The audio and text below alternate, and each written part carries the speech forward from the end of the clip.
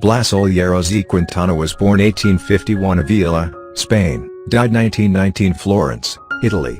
Also know Olleros Quintana, Quintana Olleros, Blas Olleros y Quintana. He was a Spanish figure painter and landscape painter who worked primarily in Italy as a watercolorist. He is best known for his Neapolitan scenes and Orientalist works. His subject matter was varied and included landscapes, seascapes, figures, genre and historical scenes. A great deal of his work focused on Neapolitan scenery, especially harbour scenes. He worked in oil and watercolor and typically signed his works Blas Olleros. His most well-known painting is Harem Scene has been reproduced in many texts.